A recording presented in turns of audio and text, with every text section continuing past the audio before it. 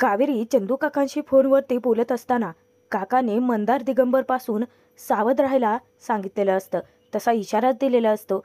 काका जेव्हा यशबद्दल बोलणार तर यशच कावेरीकडे आलेला असतो.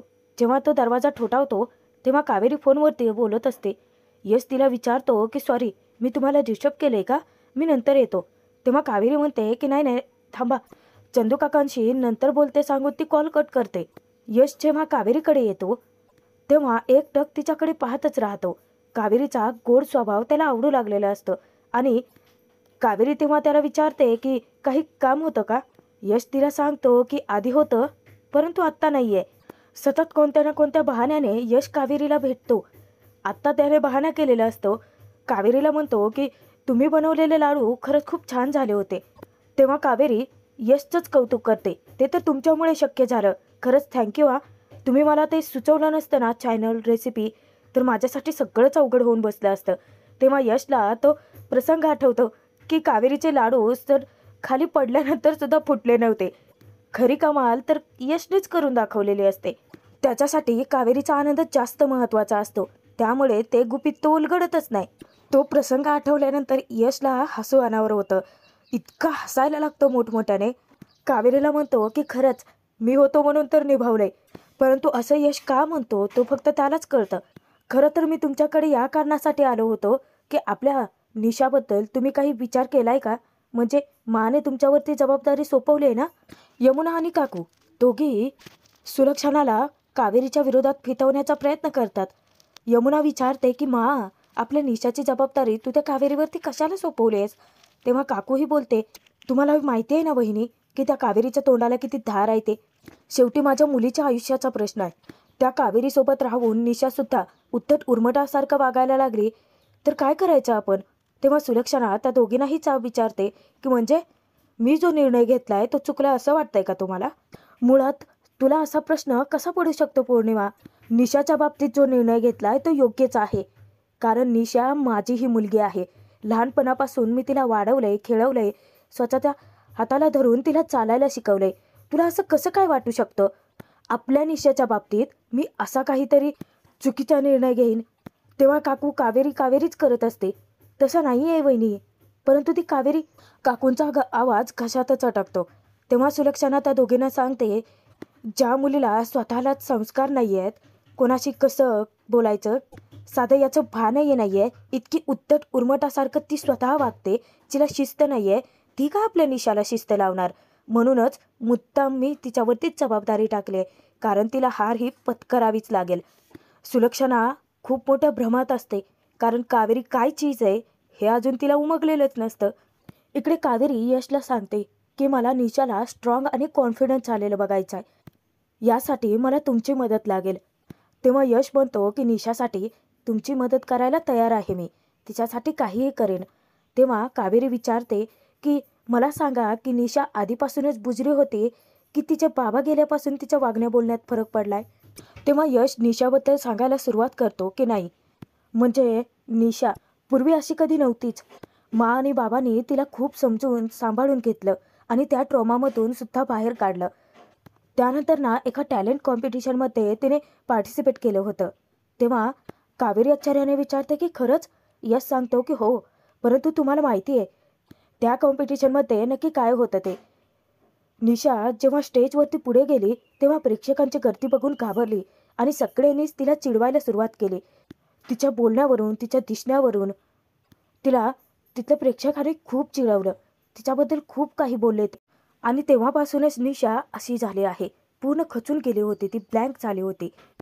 इकडे यमुना सुलक्षणाला विचारत असते की मा, अगं निशाची अवस्था आपण सगळ्यांनी पाहिली आहे, ती त्या ट्रॉमामधून गेली आहे.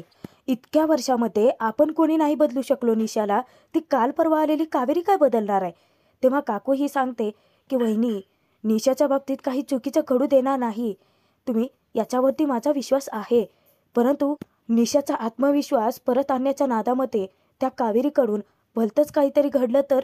सुलक्षणा काकूंना शब्द देते की हे बघ, निशाच्या बाबतीत कसलंही नुकसान होणार नाहीये, याची जबाबदारी माझी असेल आणि राहिला प्रश्न त्या कावेरीचा, तर आजपासून तिच्या प्रत्येक हालचालीवरती माझी नजर असेल आणि एकदा का तिची चूक झाली तर मग ती आहे आणि मी आहे. निशाबद्दल सगळी काही माहिती जाणून घेतल्यानंतर कावेरी खूप खुश होत यशचे आभारच मानते आणि हात पुढे करत ती त्याला विचारते की यामध्ये तुम्ही माझी साथ द्याल. तेव्हा थोडा वेळ तरी यश विचारात पडतो, कावेरीकडे पाहत राहतो आणि त्यानंतर कावेरीच्या हाती हात टेकवत तो होकार देतो की हो, मी आहे तुमच्यासोबत. कावेरी खूप खुश होते, कारण कावेरीला चांगलंच पाठबळ मिळालेलं असतं. रात्रीच्या वेळी कावेरी चिकूसोबत खेळत असते आणि यशही रूममध्येच असतो. तेव्हा कावेरी चिकूला म्हणते की चिकू, आता आपण मिळून ना निशात तुला स्ट्रॉंग बनवायचं आहे. यश आता कौतुकाने विचारतो की कुठून येतो तुमच्यामध्ये एवढा कॉन्फिडन्स. तेव्हा कावेरी त्याची चेष्टा करत म्हणते की हो, मग कुठून येतो तुमच्यामध्ये एवढा अविश्वास. यश थबकतो आणि विचारतो की तुम्हाला नक्की म्हणायचं आहे काय.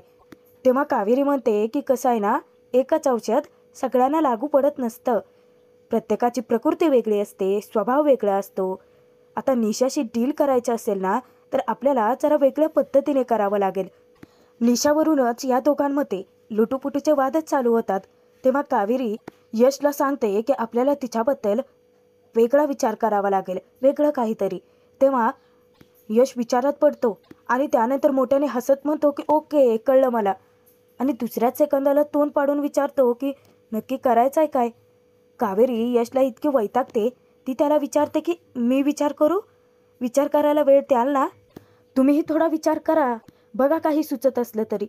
तेव्हा यश थोडा वेळ विचार करतो आणि कावेरीला एक आयडिया सुचवतो, आपण ना निशाला गाण्याच्या क्लासला पाठवूयात. तेव्हा कावेरी विचारते की त्याने काय होईल.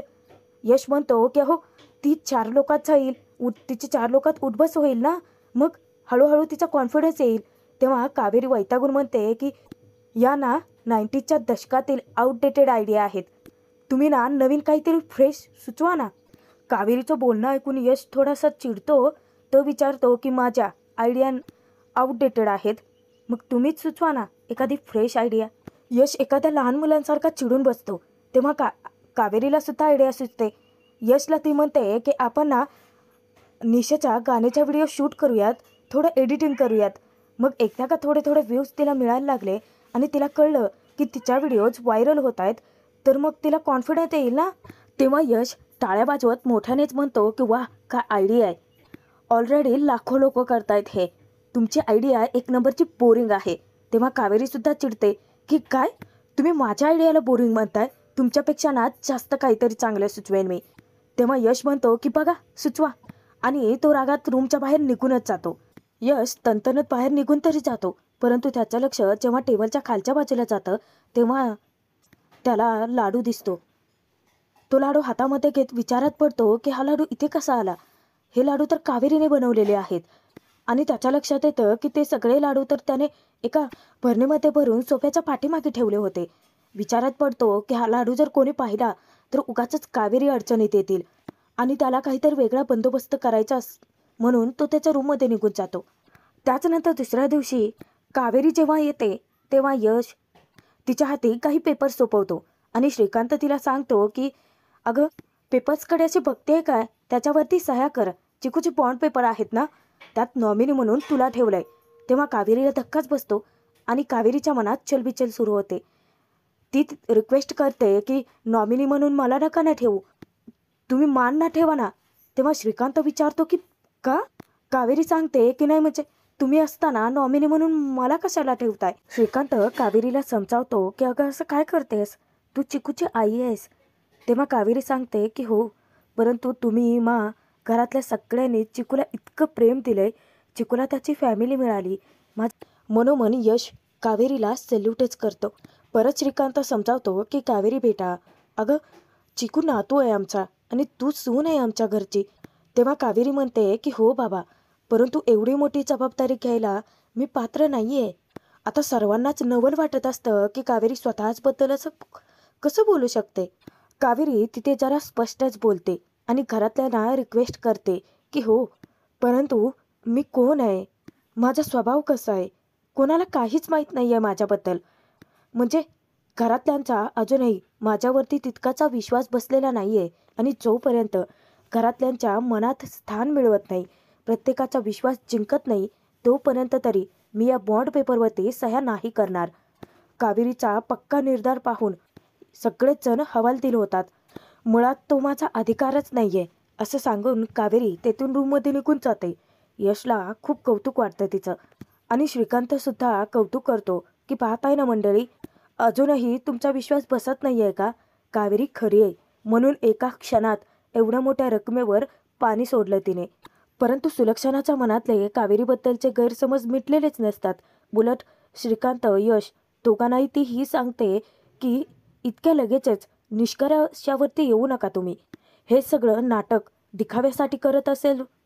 वकील त्यांच्या सोबतच बसलेले असतात, त्यामुळे श्रीकांत तिथे इशाराने सुलक्षणाला गप्प बसायला सांगतो. परंतु यशची आता पक्की खात्री पटलेली असते आणि हळूहळू का असेना कावेरीवरचा विश्वास वाढत चाललेला असतो. कावेरीला अचानक ठसका लागतो म्हणून ती किचनमध्ये पाणी प्यायला येते आणि यमुना सुलक्षणासाठी भगर बनवायला लागते. बनवणार असते तेव्हा कावेरीला ती भगरेचा डबा मागून घेते. कावेरीला तर आता काहीच कळत नाही. ती अचंबित होऊन विचारते की काय? तेव्हा यमुना विचारते की ऐकायला नाही आलं का? अगं भगर हवी आहे, त्या डब्यामध्ये आहे ती दे मला. कावेरी जाते परंतु विचारात पडते की नेमकी भगर कशी असते आणि भगरेचा डबा कोणता आहे. त्यानंतर कावेरी एक डबा उचलून यमुनाजवळ आणून टेकते. ज्यावेळेस यमुना तो डबा उघडते तेव्हा कावेरीवरती चोराची खेक असते. मूर्ख आहेस का ग तू? तुला भगर आणि रव्यातला फरक कळत नाही का? रवा आहे हा की मुद्दाम करतेस? माझा उपास मोडावा म्हणूनच केलं ना हे? इतक्यात यश येतो आणि कावेरीला तो थोडक्यात वाचवतो. यश मुद्दाम मोठ्याने म्हणतो की हे चिकू, आज आपणही भगर खायची. तू खास आपल्यासाठी भगर बनवणार आहे ना?